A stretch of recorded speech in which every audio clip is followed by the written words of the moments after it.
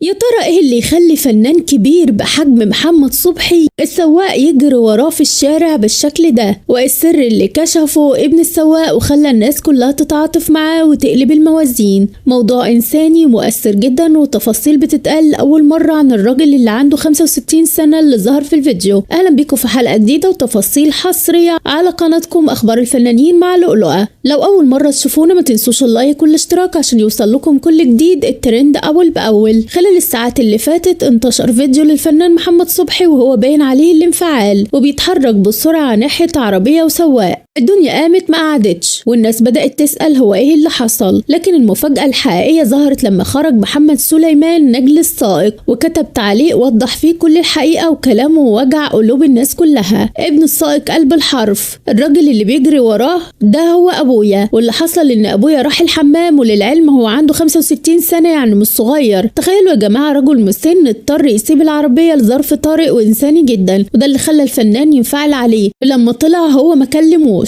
لأنه مش بيطلع معاه كتير أصلا، هو سواق أخته مدام سلوى، عشان كده هو كان بيكلمها لما خرج. الابن كان في قمة الاحترام وقال أبويا غلط ما اعترضتش، لكن عتابه كان على الطريقة. اللي حصل ده عيب جدا، أنا باعت لحضرتك عشان لقيت ناس عمالة تقول السواق مهمل، والدي طول عمره سواق وما حصلش معاه المواقف دي. فعلا الموقف محرج لراجل في السن 65 سنة، والجمهور انقسم بين اللي شايف ان الفنان معذور بسبب خوفه على عربيته او وقته، وبين اللي شاف ان الرحمة فوق العدل وان السن له احترامه. وانتوا يا جمهور اخبار الفنانين مع لؤلؤة، هل رد فعل محمد صبحي طبيعي ولا كان لازم يراعي سن السائق وظرفه الصحي؟